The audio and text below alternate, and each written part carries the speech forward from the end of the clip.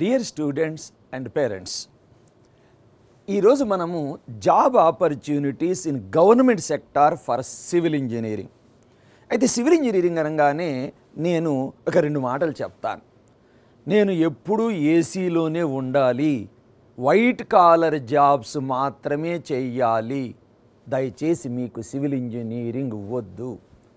Public relations నేను maintain చేయగలుగుతాను, కొంత రిస్క్ తీసుకోగలుగుతాను, కొంత ఎండకి నిలబడగలుగుతాను, లిటిల్ బిట్ హార్డ్ వర్క్ చేయగలుగుతాను అనుకున్న వాళ్ళకే సివిల్ ఇంజనీరింగ్.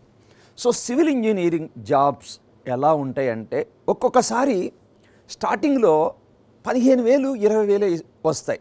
కానీ మీరు ఏం చేస్తారు, కంప్యూటర్ సైన్స్ వాళ్ళతో పోల్చుకుంటారు. సరే కంప్యూటర్ సైన్స్లో కూడా పెద్దగా అంటే 3.6 lakh ప్యాకేజే ఉంటుంది. మాకు 20,000 ఏంటి, 15,000 వాళ్ళకి 30,000 ఏంటి? చూడు నాన్న, స్టార్టింగ్లో శాలరీ చూడబాకండి దయచేసి. అలా చూసే పని అయితే సివిల్ ఇంజనీర్ చేరకండి, పని నేర్చుకోవడానికి ప్రయత్నం చేయండి. So wherever you work, morning to evening ఏదైనా కానీ, దయచేసి ప్రతి అంశము నువ్వు చేసే ప్రతి పని మైండ్లో రికార్డ్ చేసుకోవాలి, పేపర్ మీద రికార్డ్ చేసుకోవాలి. ఆ ఎక్స్పీరియన్స్ అనేది నీకు అర్నింగ్ కింద వస్తుంది. ఎప్పుడైతే నీ ఎక్స్పీరియన్స్ని అర్నింగ్గా మార్చుకుంటావో అది ఆటోమేటిక్గా నీ భవిష్యత్తుకి పునాది అవుతుంది. సో ఇది నా submission. Okay, right. So civil engineering job sectors ఏంటి అంటే కన్స్ట్రక్షన్ అండ్ ఇన్ఫ్రాస్ట్రక్చర్. అయితే ఇవాళ రేపు కన్స్ట్రక్షన్ ఇన్ఫ్రాస్ట్రక్చర్లో హైరైజ్ బిల్డింగ్స్ వస్తున్నాయి, లాంగ్ స్పాన్ బ్రిడ్జెస్ వస్తున్నాయి. సో ఇవి చేసేటప్పుడు జస్ట్ మన యూనివర్సిటీ సిలబస్ సరిపోదు, కొంచెం అడ్వాన్స్గా మనం నేర్చుకోగలగాలి. చాలామంది ఏంటి, ఏదో పాతకాలం ఒక మేస్త్రి చేసే పనిలానే నేర్చుకుంటే నీకు గ్రోత్ ఉండదు. సో కన్స్ట్రక్షన్ అనగానే లేటెస్ట్ ట్రెండ్స్ ఎలా ఉన్నాయి కన్స్ట్రక్షన్లో, వాటి మీద అవగాహన పెంచుకోవాలి. Okay, transportation systems, highways, railways, airports, ఏ రోజు చూసిన ప్రపంచవ్యాప్తంగా ట్రాన్స్పోర్ట్ సిస్టంలో కొత్త కొత్త పుంతలు దొక్కుతుంది. బుల్లెట్ ట్రైన్స్ అంటాం. సో ఇలా ఎన్నో ఉన్నాయి, right. So water supply and waste management systems, ఇవాళ రేపు ఎన్విరాన్మెంట్ ఫ్రెండ్లీ సిస్టమ్స్ రావాలి. ప్రతి వాన చుక్క ఒడిసి పట్టుకోవాలి. సో ఈ కాన్సెప్ట్ నువ్వు బీటెక్ చదివేటప్పటి నుంచే ఉంది అనుకుందాం. సో ఇందులో అద్భుతాలు సృష్టించవచ్చు. ఎన్విరాన్మెంటల్ ఇంజనీరింగ్ చెప్పాల్సిన అవసరం లేదు. Urban and regional planning, suppose ఇవాళ రేపు చిన్న చిన్న హ్యామ్లెట్స్ గ్రామ పంచాయతీలు అవుతున్నాయి, పంచాయతీలు మండల్స్ అవుతున్నాయి, మండల్స్ మున్సిపాలిటీస్ అవుతున్నాయి. సో ఒక మాస్టర్ ప్లాన్ ఎలా తయారు చేయాలి అనే అవగాహన నీకు కొంత ఉండాలి. జియోటెక్నికల్ ఇంజనీరింగ్, ఎటువంటి సాయిల్ ఉంది, రాక్ ఉంది, దీని యొక్క స్ట్రెంగ్త్ ఏంటి, సో దీని మీద ఎన్ని ఫ్లోర్లు కట్టచ్చు, అంటే ఈ సాయిల్ ఎంత లోడ్ తీసుకోగలుగుతుంది, ఫుటింగ్ సైజ్ ఎంత ఉండాలి, ఇలా చెప్పేదే geotechnical engineering. Energy sector, so energy సెక్టార్లో కన్వెన్షనల్ ఉంది, నాన్ కన్వెన్షనల్ ఎనర్జీస్ ఉన్నాయి. ప్రతి దానిలో సివిల్ ఇంజనీర్ రోల్ ఉంటుంది. ఎడ్యుకేషన్ అండ్ రీసెర్చ్, ఎప్పుడు కూడా మా తాతలు నేతులు దాగారు, మా మూతులు వాసన చూడండి అంటే కాదు, మారుతున్న ప్రపంచానికి అనుగుణంగా మనం కూడా మారాలి. సివిల్ ఇంజనీర్స్ ఆర్టిఫిషియల్ ఇంటెలిజెన్స్ మీద అవగాహన పెంచుకోవాలి. కంప్యూటర్ టెక్నిక్స్ని మన సివిల్ ఇంజనీర్లో ఎలా వాడుకోవాలనేది కూడా తెలుసుకోవాలి, రైట్. సో గవర్నమెంట్ జాబ్స్ జనరల్గా యూపీఎస్సీ ద్వారా ఉంటాయి, ఇండిపెండెంట్ ఎగ్జామ్స్ ద్వారా ఉంటాయి, గేట్ ఎగ్జామ్స్ ద్వారా ఉంటాయి, అండ్ స్టేట్ సర్వీస్ జాబ్స్ కూడా ఉంటాయి. వీటి గురించి చూద్దాం. Central government jobs, first UPSC engineering services. అందరూ కూడా వాడుకగా ఐఈఎస్ అంటుంటారు. దయచేసి ఐఈఎస్ అనేది తప్పు.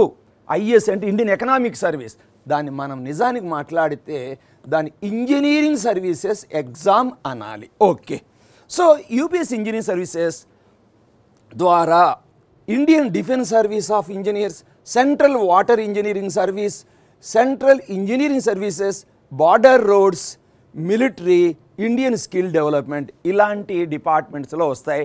అతి త్వరలో రైల్వే ఇంజనీరింగ్లో కొన్ని పోస్టులు కూడా యూపీఎస్సీ నిర్వహించే ఇంజనీరింగ్ సర్వీసెస్ ద్వారా ఇవ్వబోతున్నారని న్యూస్ వస్తుంది, రైట్.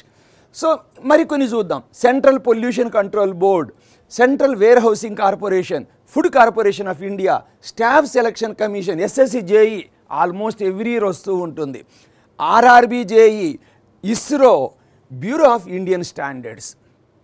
మరికొన్ని చూడండి, బార్క్, డిఆర్డిఓ. ఓకే, వీటిని పబ్లిక్ సెక్టార్ అనండి లేదా సెంట్రల్ గవర్నమెంట్ జాబ్స్ అనండి, పెద్ద వర్రీ కాకండి దాని గురించి. So public sector undertakings. So జనరల్గా పబ్లిక్ సెక్టార్ అండర్టేకింగ్స్ నవరత్న, మహారత్న, మినీరత్న అని ఉంటాయి. వాటి గురించి నేను డిస్కస్ చేయదలుచుకోలేదు, ఇంపార్టెంట్ చూస్తున్నాను. ఇక్కడ చూడండి, ఈ పబ్లిక్ సెక్టార్ అండర్టేకింగ్స్లో through GATE exam, graduate aptitude test in engineering, BTech third year students కానీ ఫైనల్ ఇయర్ స్టూడెంట్స్ కానీ ఈ ఎగ్జామ్ రాయొచ్చు. ఐఐటీలు లేదా ఐఐఎస్సి బెంగళూరు నిర్వహించే ఈ టెస్ట్ ద్వారా మంచి స్కోరు సాధిస్తే కేవలం ప్రతిష్టాత్మక విద్యా సంస్థల్లో ఎంటెక్ పిహెచ్డియే కాదు, ప్రముఖ పబ్లిక్ సెక్టార్ కంపెనీస్లో కూడా ఉద్యోగం వచ్చే అవకాశం ఉంటుంది. వాటిల్లో IOCL, ONGC, PGCL, AI, HPCL ఇలా చూసుకోండి. ఇవన్నీ మేము డిస్క్రిప్షన్లో పెడతాము, డౌన్లోడ్ చేసుకోండి. మీరు ఏం చేయాలంటే సెల్ఫ్ డ్రైవ్ ఉండాలి. వాటి వెబ్సైట్లోకి పోవాలి, ఆ కంపెనీలు ఏం చేస్తున్నాయి, వాటి యొక్క ఇచ్చే జాబ్స్లో జాబ్ డిస్క్రిప్షన్ అని ఒక సెల్ఫ్ డ్రైవ్ ఉండాలి. ప్రతిదీ ముద్ద దేశీ నోట్లో పెట్టలేరు, సొంతగా తెలుసుకునే ప్రయత్నం కొంత చేయండి. సో త్రూ గేట్ ఎగ్జామ్ చూడండి, లాస్ట్ ఇయర్ 2023లో 214 వేకెన్సీస్ గేట్ ఎగ్జామ్ ద్వారా వివిధ పిఎస్యులో ఫిలప్ చేయబడ్డాయి. ఇప్పుడు రన్నింగ్ ప్రజెంట్ 2024, ఇంకా మనకి ఒక 7 నెలలు ఉంది. ఇందులో ఇప్పటి వరకు దాదాపు 165 వేకెన్సీస్ త్రూ గేట్ స్కోర్ ద్వారా అనౌన్స్ చేయబడ్డాయి. Okay, right. State government jobs, state public service commission. ఇప్పుడు Telangana state public service commission TGSPSC ఈ మధ్యకాలంలో జీ యాడ్ అయింది Telangana. So Telangana public service commission ఇది అనగానే చాలామంది దీన్ని చూసి జీకే సార్ ఏదో మస్తు చెప్తాడు, ఈ స్టేట్ గవర్నమెంట్ ఎప్పుడు జాబులు ఇస్తాయి. దయచేసి ఫ్రస్ట్రేట్ అవ్వకండి. ఆన్ అన్ యావరేజ్ నేను చెప్తున్నా, స్టాంప్ పేపర్ మీద రాసిస్తా, per annum 150 to 200 vacancies TGPSC ద్వారా వస్తాయి.